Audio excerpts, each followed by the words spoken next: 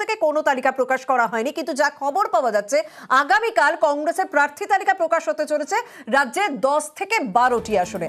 কোন কোন আসনগুলো প্রার্থী তালিকায় প্রার্থী ঘোষণা হতে পারে এবং কারা কারা প্রার্থী হচ্ছেন এখনো পর্যন্ত সূত্র মারফত কি খবর রয়েছে জানাবেন আমাদের প্রতিনিধি উজ্জ্বল সঙ্গে রয়েছেন। উজ্জ্বল, দেখো, আগামীকাল কংগ্রেসের প্রার্থী তালিকা ঘোষণা হওয়ার একটা সম্ভাবনা রয়েছে এবং সেখানে এখনো পর্যন্ত যা জানা যাচ্ছে 10 থেকে 12টি আসনে কংগ্রেস প্রার্থী দেবে।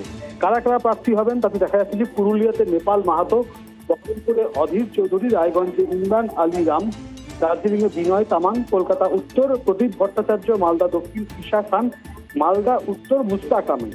এখানে একটা বলে রাখা প্রয়োজন যে পুরুলিয়া আসনটি থেকে কিন্তু এখনো পর্যন্ত ফরওয়ার্ড ব্লক তার যে দাবি সেই দাবি রেখে দিয়েছে। অর্থাৎ এখন দেখার যে যদি ফরওয়ার্ড ব্লক প্রার্থী দেয় সেক্ষেত্রে একটা বন্ধুত্বপূর্ণ লড়াইয়ের একটা সম্ভাবনা রয়েছে, সমঝোতা যদি না হয়। আর একটা বিষয় এখানে পরিষ্কার যে 12টি আসনে বা 10টি আসনে প্রার্থী দেওয়ার কথা ঘোষণা করা হচ্ছে, বামফ্রন্টের পক্ষ থেকে এই সবকটি আসনে ছাড়া হচ্ছে কিনা, না হলে কিন্তু সেখানেও বন্ধুত্বপূর্ণ লড়াইয়ের একটা সম্ভাবনা থেকে যাচ্ছে। ধন্যবাদ।